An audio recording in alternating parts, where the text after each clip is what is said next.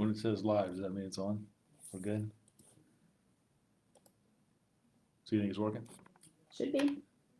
So, hello everyone. I'm seeing the red words up there that says live. So somebody could just maybe chime in and say, "Yep, you're on." It'll let me know that it's working. But good afternoon. This is another one of our Facebook live chats where we have some conversations back and forth. It's an opportunity for me to share a couple things going on with the department, kind of what we've been doing, what we are doing, and what's on the future to come, right? And then to interact and take any questions that you might have. Um, Anything that you'd like to ask, you feel free. Any topic, any category. Um, Only precursor is if it's an ongoing case or investigation, I'll be limited to what I can say. Um, but I do think it's important that we're open and transparent and try to have those conversations. Well, Cindy, thank you very much. So it's working. That's good. Because look, I see the red light flash, but then I don't know. I'm not allowed to touch anything. Jamie doesn't let me touch anything, so I don't know if it's so. That's great. So Cindy, thank you, and Cameron, thank you both, my friend. Appreciate that. So the first thing I'll start out with is I try to touch base on our crime in the city. I think it's important that the citizens know where we're at. So currently, the numbers came out yesterday. I looked at them, and I remember that every number is an individual. It's a neighborhood. It's a community. I get that, but it is important for me to see is our crime numbers up or are the crime numbers down. It helps me decide if our tactics and strategies and initiatives are working, and we need to expand on them or stay with them, or if we're doing them and crime continues to rise, then I need to tweak them. We need to change, and it's what we call measure. How do we measure our effectiveness in the community? And that takes on all kinds of public perception of our crime, our incidents, our clearance rates. Are we solving cases or just doing reports? So that's when we talk about that. That's why I look at those crime numbers. It gives me a data look at how we're functioning as a department. So again, anytime you have double digits, that's something really to stand up and look at. And right now, we have a 14% reduction in crime this year. So if the FBI called and wanted our numbers today, they would show a 14% reduction overall. Violent crime, property crime together, we're down 14%. So Cindy, Cameron, I saw you. Tim, hey Tim, thanks for being here today. I appreciate that. Thank you. Ron, retired Baltimore. Wow, thank you, my friend. I'm glad you're here. Annette, good to see you. Price, good. Um, so yeah, we're Ron. We're hanging in there. We're hanging in there, and I appreciate that. Thank you. Let me just touch base on a couple other things we have going on. We talked about our crimes down 14%.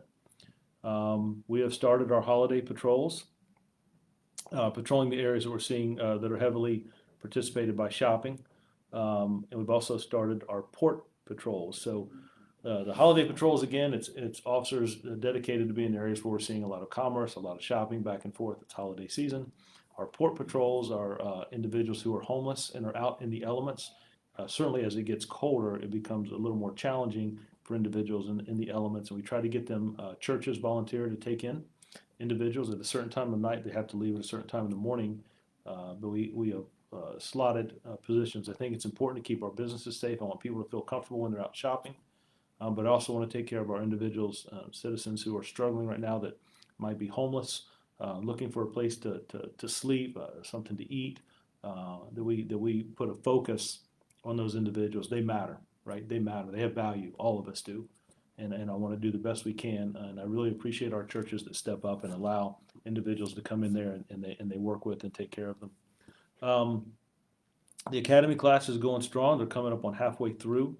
Uh, they just had community week a couple weeks ago, where we stop everything that they're learning in the academy. We close the notebooks, we close the laptops, and we take them out in the community. They work with a local pastor here that integrates them into interact with homeless, integrates them interact with individuals who have mental illness. They did feeding programs, stuff with the food bank, passing out food to young people because school's out, right? And they did some painting and cleaning up in some of the areas that some houses and homes and buildings that need some cosmetic work. But I think it's important to take those recruits. We currently have 16 in the academy, to take those recruits and expose them before they're sworn officers, expose them to the community that they're going to serve, right? I want the citizens to see them, but I also want our recruits to interact with people. biggest thing when you talk about police reform, for me, the biggest push that I have is how we treat people, how we interact with people, how we view people. That all people have value, that all people matter, regardless of race or skin color or zip code, that we treat people with respect. And to get them out and already start in trying to ingrate in them not just what we teach in a classroom, but to have them see, this is a career of service, right? To try to help people, protect people, to keep people safe. So that was the point behind it. But they're back in the classroom now, and like I said, they're about halfway through, and they're going well. I just checked on them yesterday, and they're doing. I could not be more proud. I'm proud of those recruits. They're doing a good job. So we saw that the governor rolled back some restrictions, right, as the pandemic to try to be ahead of the game, and continue to look out for us. You know, we went through, a rough batch over the summer, and then I thought we were doing better, and I think it's some precautionary. So I just encourage citizens and officers, if any of the departments watching, remember to try to keep your distance, wash your hands. For officers, sometimes citizens will call and, I saw an officer who didn't have a mask on, and there's some situations that they don't have time to put that mask on. But I encourage officers, again, when you're on traffic stops, if you have the ability, please put that mask on. Before you go into a house, if you have the opportunity, please put a mask on. If you're having an interaction with someone, please put a mask on for their safety and for yours. But also need to remind citizens that there are things that happen right away. If an individual shoplifts something out of a 7-Eleven and comes out of the store, the officer may not have time to put that mask on. So there will be times when it won't happen, and we're human. So I just encourage. I don't like the angle of having to when we talk about enforcing it. I for citizens and officers, I choose to encourage, remind how critical it is for everyone's safety. So please remember, officers and citizens, please remember just to be safe and precaution. I think the governor's doing a good thing in trying to be ahead of us and just look out for each other. Our 21st Century Policing Conversations, that's a thing we started about a month and a half ago. They're still going. We're starting we're getting close to the end, but we've done conversations on our Use of Force Review Board. We've done conversations on our Internal Affairs Division, how we handle complaints, how we address those, what our response is. I think we've done them already on recruiting and our training academy. We've done them on our CISM team, how we try to deal with officers who experience and see, right, calls for service over and over again, trauma.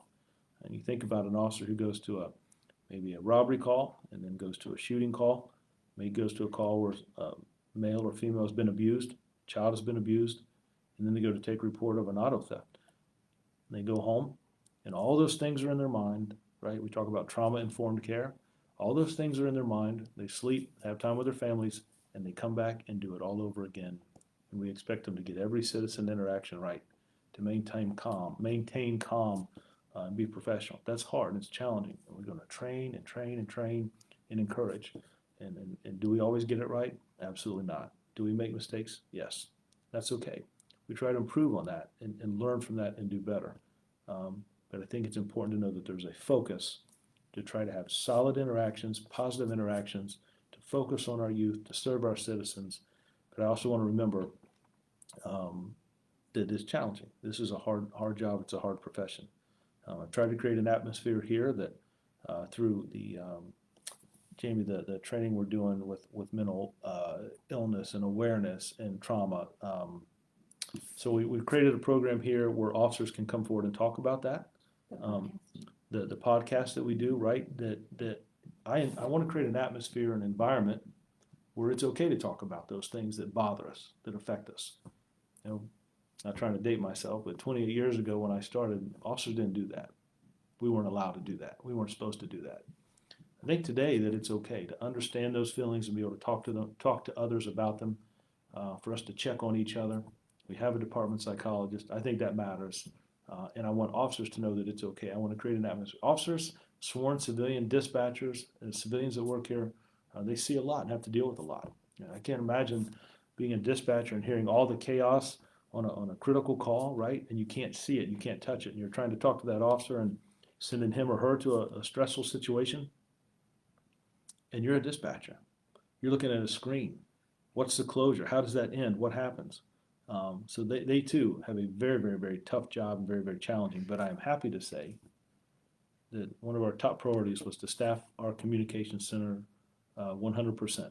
We haven't been there in a long time, and they are pushing hard. Chief Hudgins, Fran, the individuals that work there are really pushing hard. I think they're doing some interviews today, and one of them came out and told me, hey, we hired 3 more today.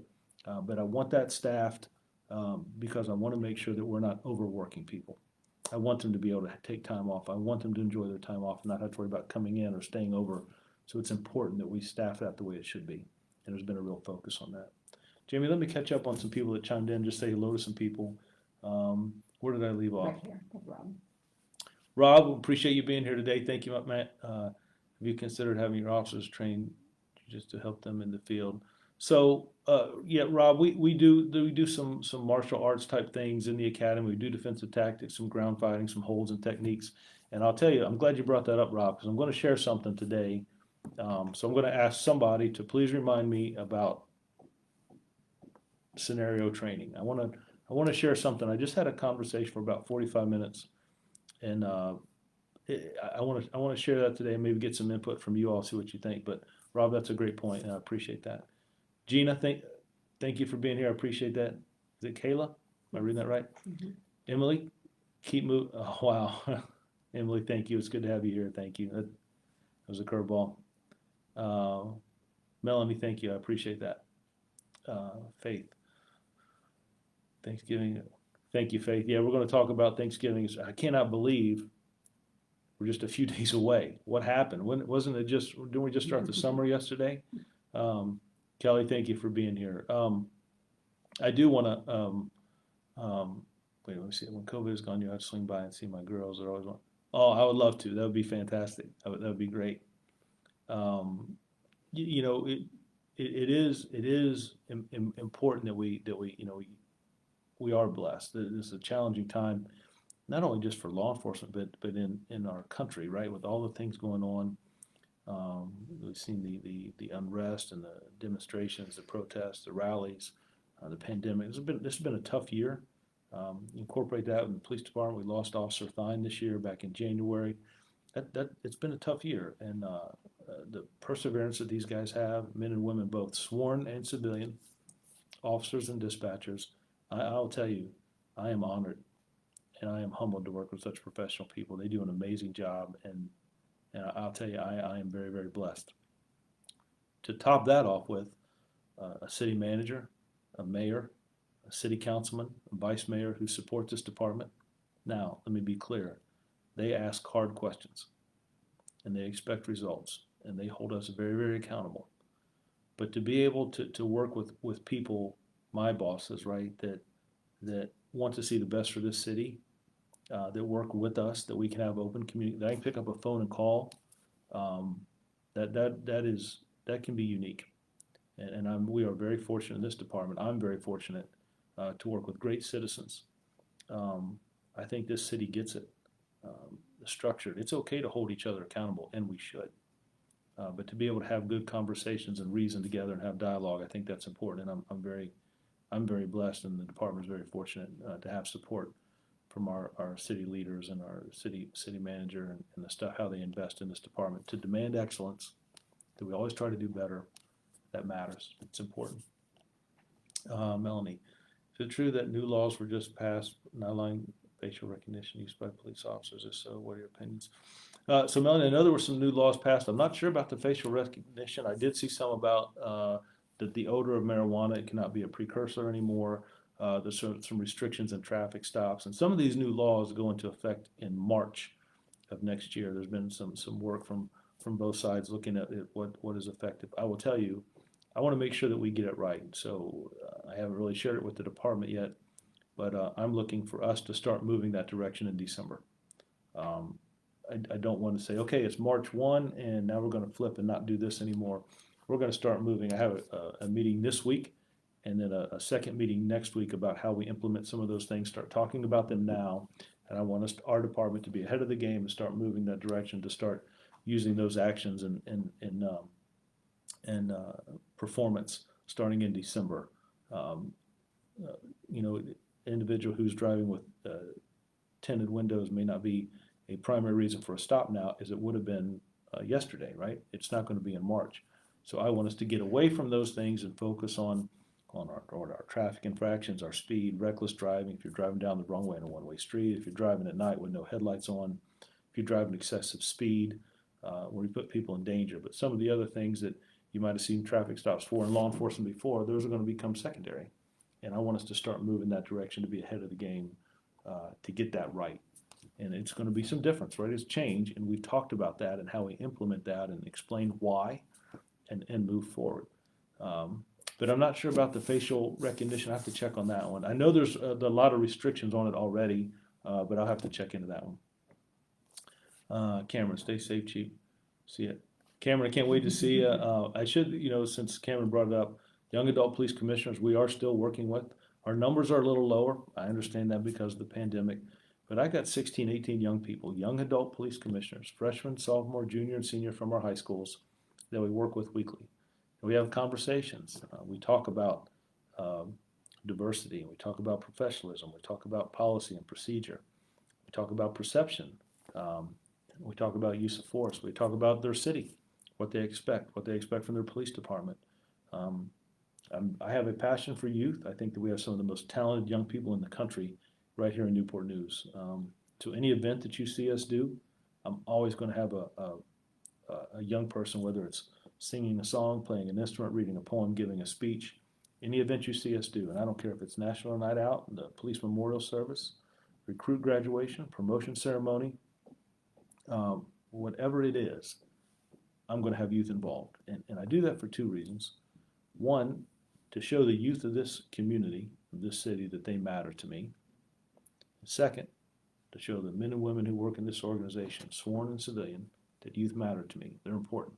They're our future. I had people help me as I came up, was growing up, and tried to steer me in the right direction and gave me advice, and I want to give that back. And I believe now, sometimes they can be challenging, right? And they like to eat, but that is our future.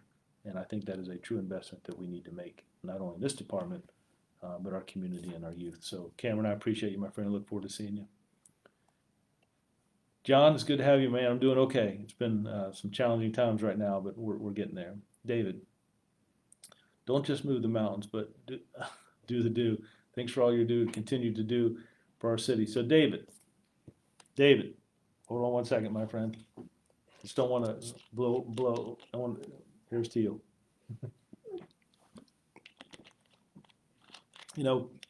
People come in and they're, Chief, you want a cup of coffee? No. Diet Mountain Dew to start off. It's the caffeine, I guess, but I don't get into the coffee, but a good Diet Mountain Dew. So, David, I appreciate that, my friend. You made me laugh. Meg, thank you. Appreciate that. Keith, thank you so much for inviting us to Memorial Service. Keith, let me tell you, it was an honor to see you in your group there. It meant a lot to have you there. Those things were hard. I got choked up a couple times, but I think at the end of the day, the majority, Keith, you know as well as I do, the majority of people that come into this career are people who want to help each other, want to help our citizens, want to make things better, want to protect people, help people that are going through challenging times. We're certainly called to those that see the worst in society, right? Whether it's worst situations or crisis situations, I guess, whether it's a traffic accident, a shooting, a violent crime, someone's mother or father or family member who might have Alzheimer's or dementia. How do we find them? Someone who's missing, something's happened to a child. I believe the majority of officers want to help people.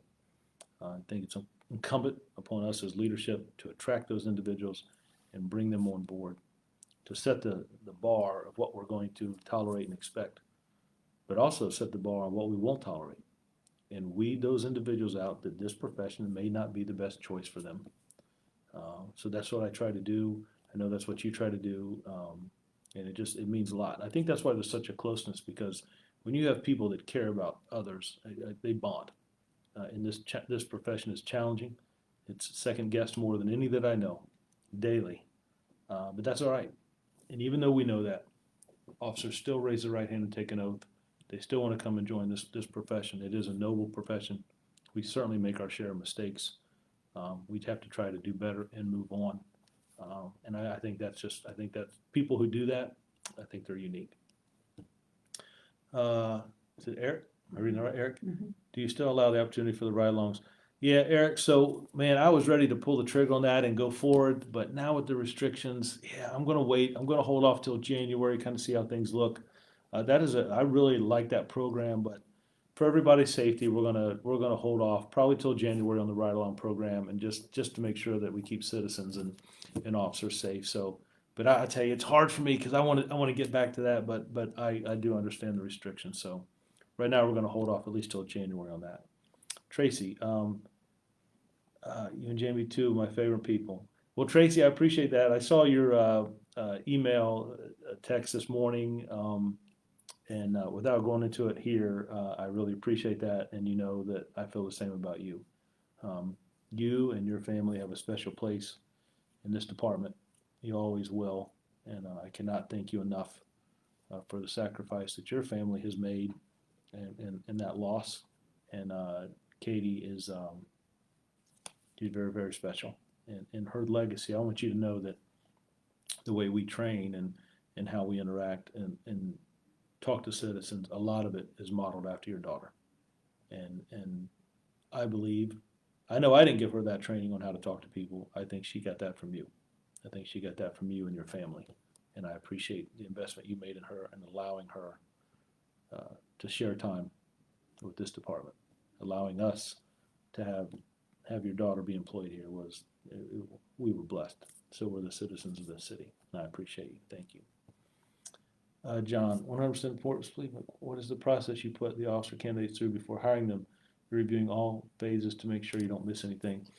Well, John, I will tell you, one of the things we talked about is I get a lot of questions over the last 6, 7, 8 months, especially with some of the unrest that we've seen about how do we hire people? How do we train them? And what I talked about early on, I don't know if you caught it, but we started these 21st century policing conversations. And what we did is we videoed maybe a 10 or 12 minute dialogue of, I guess not dialogue, dictation about what we do. There's 13 different steps that people do to join this police department, from the application to the written scenarios that are graded by teachers, to the background investigation, to the unannounced home visits, to the ride-alongs, and having the officers they ride along give it a report on the officer, from having the psychological, from having the polygraph, to having the sit-down interview with the chief. All those things, we put that in a video. It's about 10 or 12 minutes. That's still on the website, is it not? Mm-hmm. So it's 21st century policing, hiring requirements and process. And then after that, we gave it a couple days break. And then about 3 or 4 days later, we would do a question and answer. And I used the training director and our background investigators to talk about that and ask questions. So it's pretty strenuous, but I have a big emphasis on it. We hire a lot of retired officers to do those background investigations, and we've had departments across the country come and look at our screening process. This department is 465 officers. Right now, I only have about 9 vacancies. In 2018, when I got to town, we were almost down 50 officers. We were working a lot of people overtime. We put an emphasis on hiring, getting the right people here. I think that the background guys do an amazing job. That division, Captain Bradley and his staff, Lieutenant Funiak, they just do an amazing job. Our training academy. But yeah, it's pretty strenuous. But I will tell you, we're always looking for ways to improve that. We have a polygraph evaluation, but some of the polygraph questions haven't been changed for years. So we try to change that more into 21st policing styles and ask people, what are some of the biases you have, or how do you feel about certain situations, and try to get them to open up and talk a little bit. But it is, John, it is pretty, it's very, very thorough. And as like I said, it's about 13 different steps. We put out a department-wide email if anyone knows the individual applying. So if Steve applied to Newport News, a department-wide email would go out. Does anyone know this individual, anything good or negative about them to share? It's just those things. We really try to go the extra step as much as we can.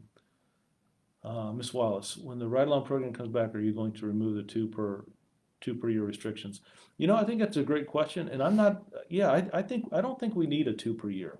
I think if people want to ride along and see how individuals interact in this department, I really want to become as more and more transparent as we move along, within reason. Um, but if you're going to write every day, Ms. Wallace, well, you might as well just join our department. We'll hire you, right? But no, I would like to remove the restrictions. I think that's something we can certainly look at. Um, it's good to have citizen interaction. So that's something I'll certainly look at. I think it's a great point. When the ride-along program is restricted, can we ride with K-9 officers as well? Probably not so much with K-9. That's not something when people that do the ride-alongs, I want them to interact with officers on everyday calls. K-9 officers don't get called to some of the everyday calls that officers do. So no, I don't. I would much rather you'll be at some calls where K-9 may respond, but for the most part, if you want to do a ride-along, it's really to interact with the officers on the calls for service. Now, if you want to do something where you want to come out and meet some of the K-9 officers, talk to them, interact with them, we can certainly arrange that. Have a pretty open program there. But on the ride-along program, it's really to see what kind of calls officers get and what everyday calls we respond on. Kelly. Hey, how are you doing, Ms. Stewart? Look, I know it's tough. Look, I got the utmost respect for teachers, right? Principals, staff, administration, Dr. Parker. My mother taught third grade for 30 years. And I've said this before, she still talks to me like I'm in the third grade. I mean, even conversations like, Steve, are you and any of your little friends coming home for Thanksgiving? And I'm just like, Mom, you know. So I have the utmost respect for teachers. My mother, I remember even at like Thanksgiving and Christmas time, she would get all these gifts from the students, right? It was so cool to be at home, watch her come home, and she would unwrap these gifts. Man, I was on cloud nine. But Kelly, it's great to hear from you. Thank you for going out and some of the walks you've done with us in the community. Thanks for opening the school doors. We can interact with the kids. Jenkins is is the school that I adopted. I know there's some restrictions now, but I enjoyed coming to lunch with the kids at Jenkins Elementary. That may be hazard pay, and I want you to know I got some stains on uniforms that I can't get out. But me and Chief Grinstead, and I think even Sarge Rajkumar adopted that school. We have a great time there. Whether we're reading to kids in the library, just seeing them get on or off the bus, have lunch with them, it is great. And man, they got some stories, right? Their parents are superheroes and all that stuff, man. I really enjoy it. And Kelly, the environment that you create there and opening your doors to us to have us interact with not only your staff but the kids there is really something, and I greatly appreciate that. Jennifer, do officers have yearly physicals and evaluations? Yes, they do. Every year, it is the anniversary of their hire date. And then if they miss that, we reschedule. But every year, they do have a department physical. I actually just had mine. It's not something I look forward to. I'm not a big fan of needles. I can share that with you. That's about as open and transparent as I can be. But so I do not look forward to it, but we certainly have them. And I think it really is a great benefit, when we talk about health and stuff like that, it's important. So we do have them. My husband works in Central. I'll just stick to hearing his stories. I'm just saying, Miss Wallace, look, maybe you should just think about it. But no, he does a great job, by the way. Was Miss Wallace the one that talked to us about making sure somebody does some reading? Mm-hmm. And I think he did do some reading, did he not? Yeah. So, Miss Wallace, I appreciate your influence on your husband. I think you signed him up to read some children's books, and I think he did just fine. He might have had a second calling after he retires, but I totally understand. Do you know who will be adopting Yates Elementary now that Captain Hardy retired? So Tim, I don't. We're waiting to see those schools get back to open, and when that happens, and we'll put it out again. I think, did we do it over the summer? We did over the summer, so we knew where everybody's going to start in September. But I will check. I promise you, there's other people signed up for that school for Yates Elementary already, but I will check. It's funny you bring up Captain Hardy. I talked to him the other day down in Florida. We had a good conversation, but I'll see if Jamie, if you make a note of that, I'll see if I can get the name. But there is somebody who's already signed up there. But it's funny you bring that up. Let me just stop there. Tim, you brought up a great point. Chief Hudgins, if anyone knows Chief Hudgins, he is our assistant chief over administrative, and that is one of the more busy divisions in the department. That is our budget and finance. That is our IT. That is our technology, right? That is our police recruiting. It is our police training. It's our 911 center. A lot of moving parts. Everything we do falls around the money, the budget that we have for it, the equipment that we have to do our jobs. Chief Hudgins And I've said before that other departments are looking at individuals in this department to come lead theirs. Chief Hudgins has accepted a position in the Department of North Carolina as the new chief of police. He'll be just down there around Charlotte. He may even, you know what, I may even get him on board next week to come and just tell these citizens thank you. But I will tell you, he has been a valued member of this department. He has served the city well. He is a world of talent, and I'm not one bit surprised that other departments have looked at him and pursued him to come run their departments. So, great man. He's been a great friend to me from day one when I got here. I promoted him to assistant chief, and he has done a phenomenal job. So with that said, we are doing some interviews this Friday for the next assistant chief in this department that will replace Chief Hudgins, which is going to be hard to do. But I want to do the promotions probably by Thanksgiving so that I can have that new assistant chief meet up with Chief Hudgins. He's got his hand in so many things that I want whoever that new assistant chief is to be able to hit the ground running and not just take over. But Jamie, if you remind me, I may have Chief Hudgins come down here and do a little scenario on here as well and just talk to the citizens. But that was a great question, Tim. Thank you for that. Halo, it's good to see you too. I've had some conversations with the K9 division here recently. It's good that you guys are paying attention. That's a good deal. I appreciate that. And Jamie, miss you all. Wow. Your mom's story is hilarious. Yeah, look, so I hope she's not watching. I'm not sure she knows how to work the Facebook stuff, but she usually gets calls about it, so I'm probably be in trouble today. But I hope you're doing well and taking care of people there. And I will tell you, your other half is just top notch. The dedication he has to this department, his service. You know, he's not handling situations in other jurisdictions and fixing those or addressing those. He's here working with our recruits, developing, and I just, man, he is amazing. And you're a loss to this department, but from what I hear, you're doing very well and things are good where you're at. So, Molly, it's good to hear from you. And if I don't see you, wishing you and your family a very happy Thanksgiving and holidays as we. I still can't believe Thanksgiving is that close. It's just crazy.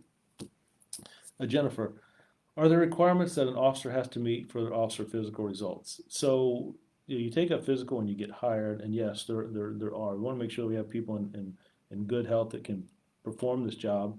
But it's not about, hey, to weed somebody out by a physical. It's, hey, you might have high blood pressure. You might want to get your eyes checked. Are you worried about, and I'm not a physician, so man, I should have never gone down this road. Jennifer, you got me all messed up now. But your cholesterol, and it's like, hey, you know what? Are you doing things to work on this? This is something you might want to be prepared for. Talk to your regular physician about these things.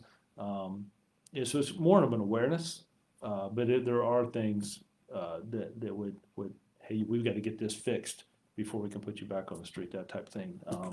So I guess the answer to that is yes, but it's also about awareness and healthy and you know, what's your weight in proportion to your body and physically, hey, if you stay on this path and years down the road, you could have problems. So it's really about awareness and officers' mental and physical health. In Texas have to meet requirements of PAT. Yeah, so the yearly PT test, we don't have that, but we do have the physical where they have to pass the standard requirement. So that's a very good question, very good point. Am I all caught up, Jamie? Did I miss anybody? So we talked about the holiday patrols, and when we get into that, I also want to touch base about, we use a lot of different entities today, especially with the pandemic, maybe even more now than ever, where we're ordering gifts or packages that are delivered. Please don't let that stuff sit out too long. You know, we do have some issues with individuals who steal packages or products that are dropped off or delivered. Ring cameras are great.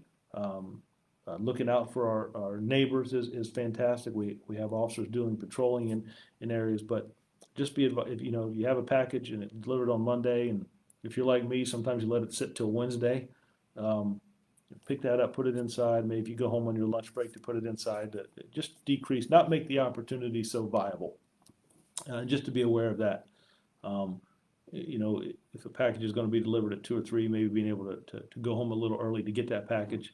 You just don't want to see, and I've seen that in other jurisdictions as well. Something we talk about with other cities and departments is about package theft.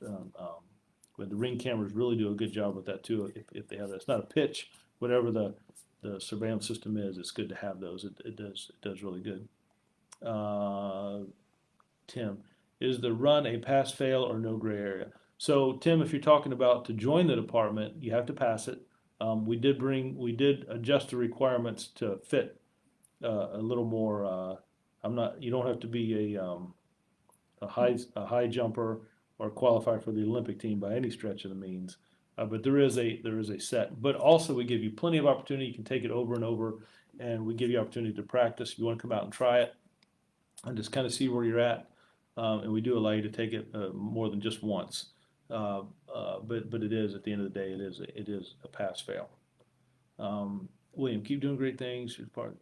Oh, William, thank you. I appreciate that. We're certainly trying, my friend. I appreciate that. We talked about Assistant Chief Hudgins. We talked about promotions. We talked about dispatch. I'll tell you another great thing going on. Dispatch this month is really pushing. They're doing a food drive. We've done things with domestic violence in October, and we're really pushing a food drive this year. The holiday season, and I know it's challenging, man. The pandemic and holidays, people out of work or restricted hours and jobs. I get it, and there's just sometimes that, and I'm sure there's even people in this department, sworn and civilian both, they kind of do paycheck to paycheck. Times are hard. I understand that. So I think it's a great time for those of us that are a little more fortunate that we help others, because sometimes we're only a paycheck away. We really talked about that with our push for the United Way in our campaign this year. But dispatch is really leading the forefront right now in our department about doing a food drive in each precinct.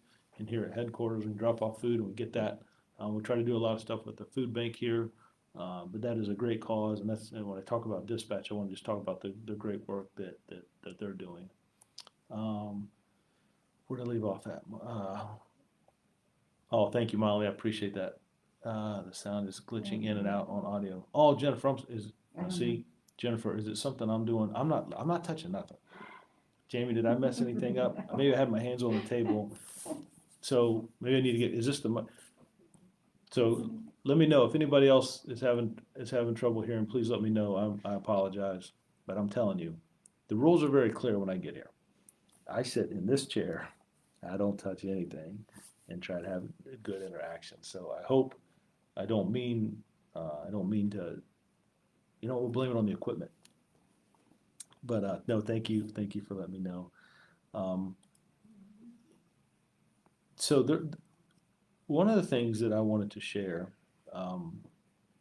is we talk about added time onto our academy to address training on autism, mental health,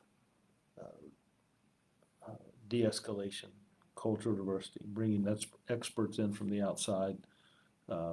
We worked with the Virginia Unity Project to come in and talk to our recruits. They're coming in December to talk to the executive leadership team of this department, people who are just getting promoted. I'll have those promotions done by then. But one of the things that we're looking at doing, and I'm just going to run this scenario by you. We have a use of force review board. We did a 21st century conversation about that as well, where I spoke about that, talked for about 10 or 12 minutes about what it is. The citizens that are on there have 4 citizens and 4 officers. Everybody's equal, and we show the body-worn camera footage. If you didn't know that all 465 officers in this department wear a body-worn camera, and we have a use of force review board.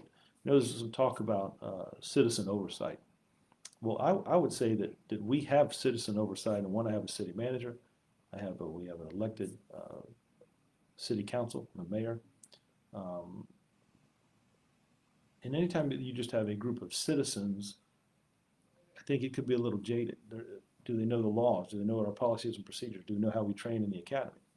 But I also feel the same way if we just have a group of officers. When I got here, the use of force, that I would read the report and the chief would make the decision. I don't think that's the best way. So now what we have is a mixture. And I think when you talk about reform, that is the best policy. So I have 4 citizens and 4 sworn officers, an officer, a sergeant, a lieutenant, and a captain. I use those different ranks because it also helps our department develop. I want those individuals to hear questions that citizens ask. So when the citizens ask, well, what is the law? How do you train? What is your policy and procedure? They have that in front of them, and I have experts there on the side who don't vote, um, from our internal affairs division, our training staff, that can answer those questions. And everybody has an equal vote. Uh, and if it's a tie, we don't break it. I give it then back to the internal affairs division, and they investigate it with the Commonwealth Attorney to see if it's criminal. Um, we meet every month. So in the month of February, we would review the use of force incidents in January. Tomorrow, in November, we're going to review all the use of force incidents in October. And we average somewhere about 8 incidents of force per month. And when I say force, I don't want to alarm. So a standard arrest is if you approach me, you told me that I had a warrant on file, I put my hands behind my back, I'm handcuffed and transported down to get processed. That's a standard arrest. Anything that deviates from that generates a use of force report. And it is generated by, we self-report it. Officers do it themselves. We are mandating this department to self-report. So if we have the same situation and you put handcuffs on me and I fall down and scrape my knee, or I cut my knee, and no force is used, but there's an injury, we do a use of force report. If I resist and we go down to the ground struggling and you say, I'm fine, we do a use of force report anyway. If the individual says, I don't feel good, my hip, we do a use of force report. Anytime that we use anything other than standard handcuffing techniques, if we have to chase someone, they're running, and we tackle them and they roll, that's a use of force. If we use our OC spray, if we use our ASP, if we use a taser, if we use a strike, whether it's a knee or open palm or an elbow, we would do a use of force report. And then we show that body-worn camera footage, unedited, to the use of force review board every month, and they make a determination. It's not well after the incident happened and they review it. They decide, is the use of force in policy? Is it reasonable? Is it out of policy? Was it wrong? Did it violate our policy? Or is it in policy and reasonable, but here's something we could do different with training. Maybe we wait for a third officer to show up in these type of situations. Maybe we use a female officer with this individual that we continually respond to that reacts better to female officers than male officers. How do we do better today than we were yesterday? And how do we do better tomorrow than we are today? So I want to come back to that. I just want to make sure I didn't miss anybody in the academy. Where did I leave off? Right here. Jennifer, I don't know. We could talk about it. I don't know. I'm not sure how that would look. Those guys are pretty creative. Tour, fine. It must be her connect. The audio. Oh, okay. In the academy, our future officers introduced. In the academy, our future officers introduced. I'm not sure I understand. So when the academy meets, I take down the whole command staff and introduce ourselves to them and let them interact with us. And then training is done by officers who specialize in training, or we bring individuals from outside in. So when you say our future officers introduced, we do have exposure to the recruits and they have exposure to us, and trained to recognize mental health symptoms. So Jennifer, we do some mental health training, but let me stop here for a minute. It's a good point. People go to school for 4 years and hang degrees on their walls about how to address mental illness. Psychologists, how to talk to people. I don't have that kind of time. We give officers training to address mental illness, but we are not experts. And I think you're seeing more and more law enforcement officials and chiefs of police recommend that we are not the ones that should be responding first to mental illness calls. But with that said, that means that other individuals have to step up and do it. So many times we respond and we're confronted with individuals who suffer mental illness.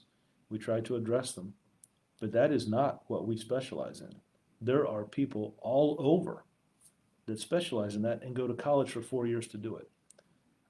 But it is something different to get out of your bed and address that at 2:30 in the morning or 10:30 in the rain. Husbands may not want their wives doing that. Wives may not want their husbands doing that. And there's still an element of concern. We have had some issues, violence with individuals who suffer mental illness and may not remember what happened. whether it's domestic related or an assault. We've had some issues with individuals who suffer from drug addiction and homelessness. That I would love to see professionals respond to. The answer right now is starting to move toward that direction. But it can't always be, well, let's give the police officer more training and expect them to be an expert. Let's give them 2 days of training or a week of training and expect them to be people go to school for 4 years to know how to address mental illness. I believe that those individuals play a role. I have no problem with us responding second, and we certainly don't want to send anyone into a dangerous situation. But I think when we talk about police reform, we have to talk about how society, how we as citizens want to address mental illness. And if it always comes back to, well, the police can do it because they're there, that's just an easy fix. That might be pushing let them handle it. And then we get upset when officers don't handle it the way that we think that a professional would. I'm not sure that that's fair. We have to do a better way to do that. Do we do mental illness training? Yes. Is it proficient and enough to make us experts? Absolutely not. We do the best we can in the situations we have, but it's challenging. In this city, our city manager allowed us to present a scenario, a situation we would like to move towards. The city council, the city manager approved it. We modeled it somewhat after Seattle. So we will become second responders, if you will, for a certain time frame. We'll have paramedics and clinicians respond first. We'll be there with them to make sure that no one gets hurt or it's safe, but we're going to try that. But the fire department has a role, the police department has a role, and so does the clinicians. Our part is in work already. We have taken an officer off the street and placed them at the hospital so instead of officers getting called off the street all the time, we have made it a priority to have someone supervised, be with at the hospital for safety and service to individuals who come in that seek mental illness help or have been brought to the hospital for that. We're working with the fire department and the clinicians to get the second half of that done, but I'm ready. I'd like to be there already. As a matter of fact, I've got a meeting this week. We're a little behind, and I think we should be further ahead where we're at. So I'm going to push a little bit to get that done. I think it's a great benefit, and I really want to see it. I've seen it work in other departments, in other states. I think we can do some great things here, and I'm really looking forward to it. So I hope that answered your question. I didn't mean to go too far off of that. Is it Geneva? Thank you very much, man. That's very nice. Tim, I have a real concern seeing officers pulled off in dark parking lots in areas where I think it would be easy for an officer to be ambushed. I know Dodge Chargers have a security feature. Do you have something like this, or can? Yeah, so Tim, sometimes officers may pull off somewhere secluded to do a report, to get caught up with paperwork, to clear the computer screen or type in the report on the screen. Yeah, but you're absolutely right. We've certainly seen ambushes in other parts of the country, and it's very, very dangerous. So I asked them to make sure they do have GPS so that dispatchers can track where they are at. But if they do that, I like them to be in well-lit areas, but I understand sometimes where they park in an empty parking lot to do the report. We talk a lot about awareness, being aware of your surroundings and paying attention, maybe more now today than ever before. Or if you're going to meet with another officer and talk about a case, a certain situation. But yes, we have to be vigilant and we have to be aware. That's a very good point. We talk a lot about that, about when we have the classes about officer survival, to make sure that you're in a place that you're not, it's not pitch black dark and you're by yourself. But that's a great point, Tim. I appreciate that. Yeah, Jennifer, I saw about the symptoms. I caught it. That was good. It was just me being slow, or maybe the system. I'll put it on that. That was a great comment. Anna, keep up the great work. Oh, Anna, thank you so much. I appreciate that. Appreciate all that you do. I'm telling you, it is some challenging times. And we're constantly looking at ways to communicate better what we do in this department. So here's my thought. Where are we at on time? We okay? We got a few minutes left. So here's what I wanted to share with you.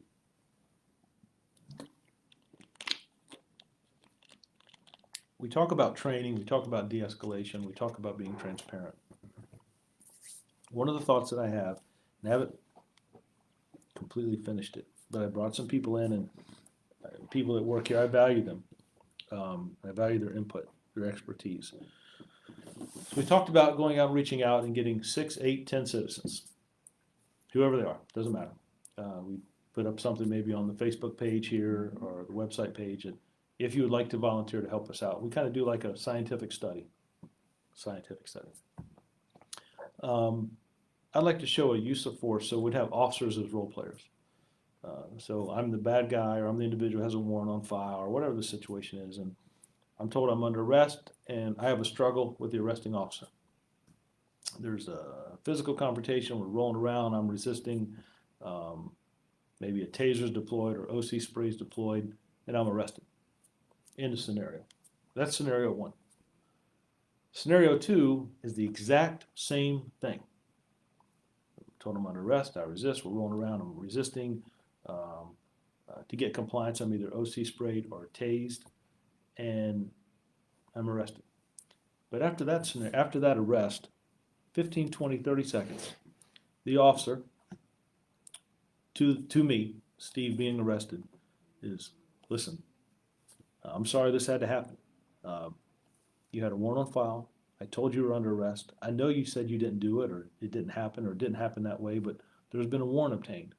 My job as a police officer is to take you down and have you processed, to talk to a judge, to give you your right to explain your side of the situation. But when you refuse and resist, when you run, or when you swing, and I have to address that. So I certainly didn't want to do that, and it doesn't matter about your age or your race, it doesn't matter your zip code, and it's nothing personal. I'm just trying to do my job. End of scenario. And I would like for citizens to look at both. And is that 20, 30-second conversation from an officer trying to explain to that individual what just happened and why, what their intention was, and it's nothing personal. Which scenario would those citizens pick what they'd like to see, where a judge would see, jury would see, members of our Use of Force Review Board would see, trying to de-escalate the situation after something's already happened? And I know it won't be 100% effective, but I would like to know what citizens, which they would prefer, this police department that works for the citizens of this city, which would they prefer? I thought about trying it with the recruit class. 2 scenarios, exactly the same physical resistance, use of force applied, but adding a 20 or 30-second component afterwards where an officer talks to that individual. And if it's something that is favorable, then I was talking with Chief Randall that we incorporate that in our training, in our scenarios. When we train officers how to use a taser or OC spray or defensive tactics, that after the arrest is made and everybody breathes, to maybe add a 20 or 30-second component to the simple words, look, I'm sorry this happened. I'm not apologizing for the officer's actions. I'm not apologizing the individual saying that they were wrong. I'm saying, I'm sorry that this situation happened. My job was you had a warrant on file, or you're being charged with a crime. My job is to take you before a magistrate to have you processed, and then you get your time in front of a judge or a jury. It's nothing personal. It's not about race or age. I wonder, one, how our citizens would feel about seeing that on body-worn camera, right? And I wonder how the individual who had just been arrested and had that struggle, how they would respond. I don't know. But I'd like to test it with maybe our recruits and citizens who would be willing to take a part. So I'm still trying to figure that out, but I think it's valuable. And if citizens say, we like scenario 2 where the officer spends 30 seconds and has a conversation with the individual they just arrested where force was applied. Sometimes officers who are current or new recruits, if they hear that that's what citizens like from their police department, would it not make sense for not only the chief to explain this is the direction we're going to go, for our training academy to say this is the direction we're going to go, but to explain that why to officers? Because this is what citizens perceive and like to be more professional. So we're going to try that. Now I may have to get a psychologist to come in here, or people that are much more intelligent than me, but to have that controlled environment of citizens who are not attached to the police department, to evaluate those 2 scenarios with maybe a 30-second component added on to the second with a conversation. It's just something I thought about. How do we do better today than we did yesterday? When I look at the detectives in this department, the detectives that I've known over my 28 years in law enforcement, the best detectives are the ones who know how to talk to people, ones that can sit down with someone who may have committed a violent act or may have done something very, very minor, but they know how to talk to people. The best way that people get information from citizens in the community is the officers who know how to talk to people. And when you show the benefit of that, it's better than me just saying as a chief, we have to treat people right, we have to talk to people right. Here's why. One, it's what we should do. Two, all people have value. Three, it helps us in our careers and in reducing crime. Four, it allows citizens that want to come forward. And five, it shows that we're not just individuals out there using force, that we use force when we have to, that none of us want to. Nobody wakes up and, I got to go tase somebody today. I got to do a foot pursuit today. Believe me, you don't want me trying to chase you. It may take me forever to catch up to you. But being able to explain the situation and why it happened, and it wasn't anything personal, I think has some validity to it. But I don't know. That's one of the things I'm thinking about. Did I miss anybody? I see Jennifer, an officer's approach to individual mental illness, and the officer is unaware that it has mental illness to de-escalate or calm. Yeah. So we have that, Jennifer, but I can tell you it's not that much training as I'd like to have. We do as much as we can. But what I'm saying, Jennifer, is there are people who specialize in that. There are people who go to college and have degrees to that. And would it not be better to introduce those individuals, those professionals into those situations that officers are called, instead of an officer being the first one to respond, if we could respond as the backup officer, if you will, and that paramedics or psychologists are people who have that training, not just for 40 hours, right? Not just for 16 hours, to specialize in that. Because you're just talking about mental illness. We haven't talked about autism. We haven't talked about other capacities that, that we're training officers and talk about the law. There's so much, and you talk there's only so much time you have in 6 or 7 months. In our state, our mandate is that officers are trained within 12 months. So I only have a short amount of, I say short, 12 months goes quickly. All I'm asking is that people who are much more well-versed in addressing mental illness get in the game. That's what I'm asking. Mr. Rivera, I think a good officer, and you have many, is already doing this. Well, people then think it's only done because they had to do it versus truly being sincere about it. You know what? That's a good point. I don't know. But what I do know is this, is that when we play those videos, and I agree that a lot of officers do it, the ones who excel. But if I mandate that we go back and have a conversation and that it's nothing personal, look at those who sit in judgment. Citizens, jurors, a judge, right? And when you have people have that 30-second conversation, it's a mindset that also resonates within the officer. Do officers do that now? Absolutely. Are they great at? Absolutely. I think that's what makes a great detective. It's really how they talk to people. So, but it's just a thought. I don't know. It may not be beneficial, but I would bet, and I would say this, Marlena. Marlena or Martina? Am I saying it wrong? Martina. Marlena. It's a T or an I? It's an L. Ms. Rivera. I can see the R. Uh-huh. And that's just my sight. I can say this. If all 10 citizens say we really like that interaction, and I have really good officers doing it now, what about the ones that don't? How do I teach them? So I'm trying to use that as another component. The chief said we should talk to people nicely after we arrest them. Our instructors say we should talk to people nicely after they arrest them. I get that. But what would it be like to those same recruits, to the same officers, if we said the citizens of Newport News like that you talk to people and de-escalate after you arrest them? I'm trying to use it as a training component. One, to be transparent. One, to de-escalate not only before, but sometimes feelings afterwards. I can tell you, I get a lot of calls from citizens when they complain, I didn't like the way the officer talked to me at the traffic stop. I didn't like the way that they parked their car. I didn't like their approach. I didn't like the way they knocked on the door. And after I talked to them for 5 or 10 minutes, most of those complaints, you know what, Chief? I didn't understand. I get it. I understand. So those conversations afterwards de-escalate things as well. And I'm just trying to find a better way or another way to enforce that. Jennifer. Both of my boys are autistic and are teenagers, so I was curious. No, Jennifer, that's a great. There's a lot of groups here that deal with autism. We have had outside professionals come in and work with us. I remember one class we had, I guess it was about 80 people. It was really very, very interesting.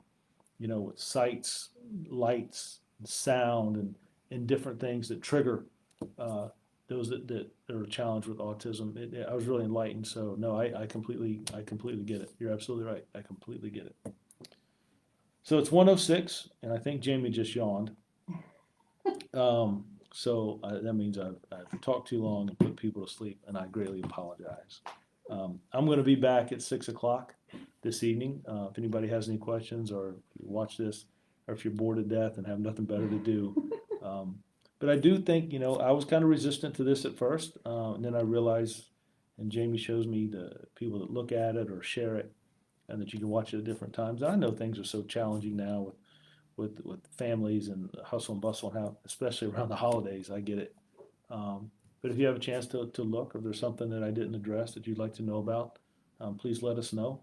I appreciate you guys. I tell you, I am very fortunate to work in this city and work with the great citizens of Newport News, the youth of this city or school district. This is a great place, and it is an honor, and I'm very humbled to be your chief.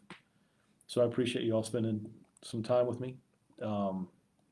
Please be safe, certainly around these holiday seasons and some of the challenging times. We will get through this together. But I do appreciate your input, and I value you. You all matter to me. I care about the residents of this city, the people who live here, work, play, raise families. This is my home, and I just appreciate you. I want to thank the officers and the civilians and dispatchers for all the work they do. I know it is a hard time to be in law enforcement, but those that do it stay with it, that don't quit, that persevere. I'm telling you, I promise you, the reward you receive, the impact that you make in people's lives when they are going through some of the hardest times they may face, it makes a difference, and it is extremely rewarding. I'll come back and do this at 6 o'clock. Please be safe, and we'll talk to you guys soon. God bless.